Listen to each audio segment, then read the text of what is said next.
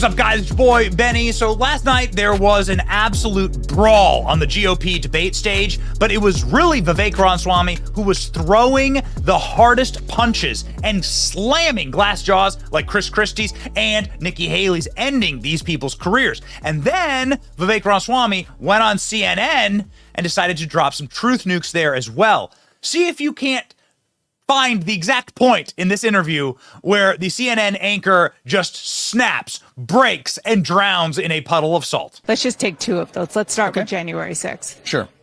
There is no evidence that it is an inside job. It was a fringe conspiracy theory that the Trump-appointed FBI director, Christopher Wray, has said explicitly over and over is just not true. So let me, I appreciate the opportunity to address it.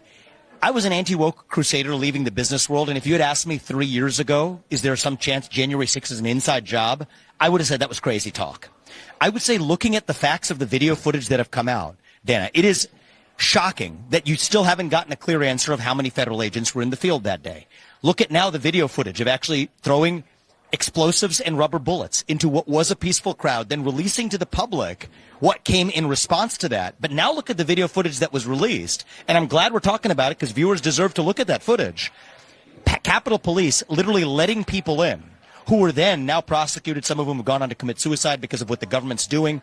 That is a case of entrapment, and I think the government has not been transparent about this, which is why I then brought up another case where the government, now 20 years later, with declassified documents, told us that they lied to us at the time. And so I do think we have a government that's consistently lied to its people. But an inside job suggests that everybody who attacked the Capitol was part of that. I didn't say that, but I was saying that there's entrapment going on. There's entrapment going on, and this looks like a case of entrapment. And if you look at even over the last day. What do you mean by entrapment? Entrapment means that the police goaded people to do something than they otherwise wouldn't have done, and then they arrest them for actually doing it. And you don't think it was actually the former president who was trying to get people? I think that was the media narrative. Now look at actually a hard case. We heard him with our own ears. I'm going to ask you about a case and see what you think about this, right? You guys said this for a long time about the Gretchen Whitmer kidnapping plot. Suddenly gone silent after it comes out at trial that absolutely that was a case of entrapment, which is why 2 of those people were acquitted. So I'm saying this as somebody who, on the other side of this, as a biotech CEO, somebody who was even anti-woke, but if I was looking at this, I would have said a lot of this is crazy talk. But if you actually get into the details, I think it is startling how much the government has systematically lied. And I think it's both parties over the course of the last 25 years. But on the left used to be better at pointing this out and being skeptical of the government, but now it's the right. Which is the most aggressive, offensive attack on the U.S. Capitol and on democracy itself that we have seen in our lifetime and in many, many lifetimes.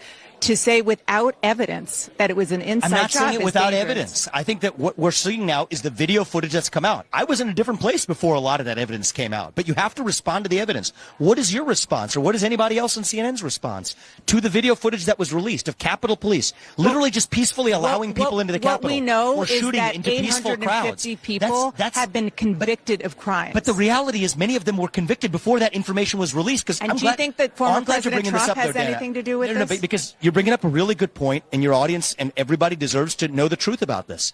Normally, there's a rule in constitutional law. It's called the Brady Rule. You have to turn over exculpatory evidence to the other side. In this case, it wasn't turned over because the DOJ said Congress was sitting on it. Now Congress has released it. That's why I've said I would pardon many of those peaceful protesters because I want to go to constitutional something else violations. that you said, which I think is is not really a left or right issue. I think this is a civil libertarian issue. I want to go to something else that you said that I think is really important to explore, and that is the Great Replacement theory. Yeah. That, I'm sure you know, is a theory that has been adopted by white supremacists who believe that people of color, Jews, are trying to overtake the white people in America. It has been used in mass murders from not even just America, worldwide. If you ask this broad, a lot of people that mean a lot of different things. But I will be very specific about what I meant because I posted this yesterday, even before this debate. I've been very precise, and I'd encourage people to look at 10 hard truths I posted yesterday, including that video footage from Jan 6 for our last discussion. People should view it. Look at the video I posted yesterday of Biden and Mayorkas 10 years ago expressly discussing, and these are Biden's words, not mine, about non-white populations exceeding white populations in the U.S. through immigration, and that being not a bad thing, his words, not mine. I think we should be able to have this conversation in the open without using fringe theories. But when you use the term great replacement theory, that is exactly what that refers to. But you understand that term is something that evokes anti-Semitism, and it evokes piece of this. I'm against anti-Semitism, and I've spoken accordingly. But people who have, but I think we also have to admit the truth of what's happening, Dana. But this is coming through Biden's own words. This is being used 10 years ago for killings in Buffalo, for a killing in Poway, California. If it was a Republican saying the same things that Biden said 10 years ago, you understand how somehow you'd dangerous call it a conspiracy theory. It's not even just a conspiracy theory. It's dangerous I disagree. I think what's dangerous is the suppression of open dialogue. Well, look, I think that we need to have more open dialogue in this country, and when you tell people they can't speak, that's when they scream. If you tell people they can't scream or object, that's when they tear things down. It's the term, great replacement theory. You and I share something in common. We don't want to see violence in this country. I think the way we're going to get there is close the gap between what people will say in private and what they will say in public.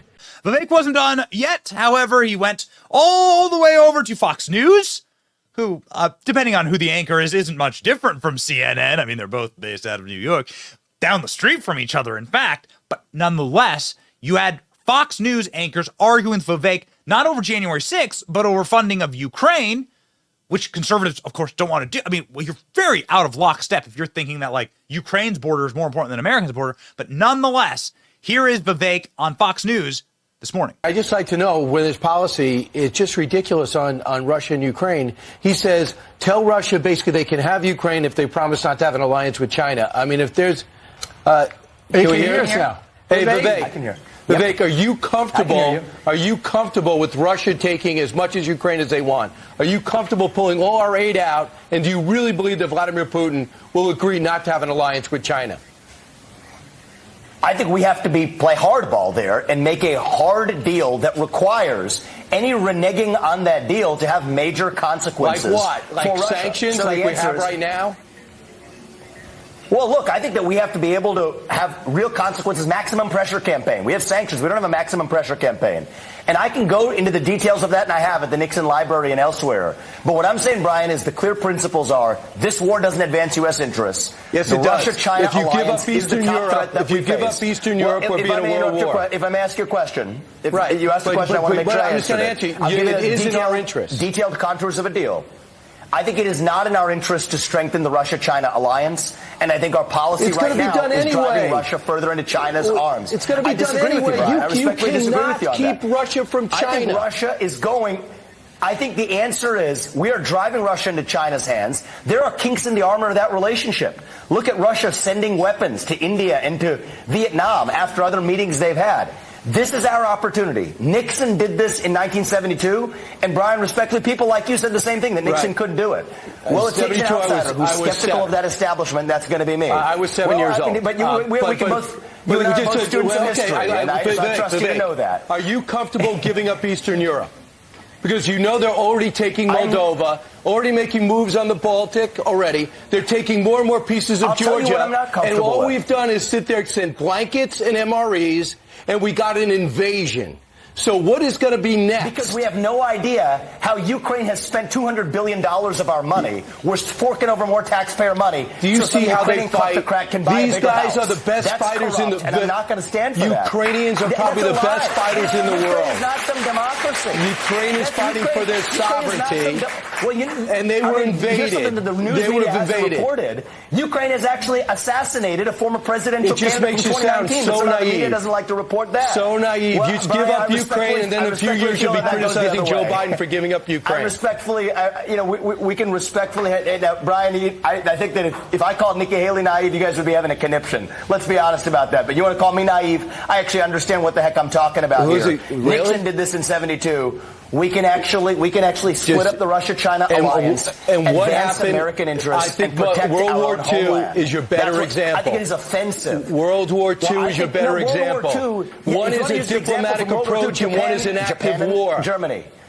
If you could have split up Japan and Germany, then I do think that you actually have a good example of World War II. You were going to convince Hitler not to go with a fascist nation? And I'm not talking about convincing anybody, Brian, but the fact of the matter is I think it is offensive that people would sooner use $200 billion of our resources to protect some other nation's foreign border that's not a democracy, when in fact we're not even doing that effectively. You can do both. It's not either or. We're doing neither. It's neither. It's not either or. And that's the fact of the matter. And I think this neocon wisdom needs to be relegated to the forget neocon wisdom. No one buys into that.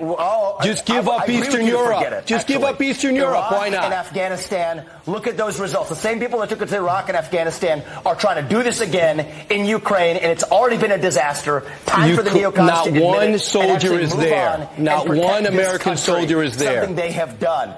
Well, Lloyd Austin just threatened earlier this week that we are going to send our troops unless we pass that aid package, actually. So, Brian, you mark my words. Listen to Lloyd Austin, who's advancing the same policies as Nikki Haley. He's saying he's going to send troops if they move into a NATO nation, not to Ukraine. Pay attention.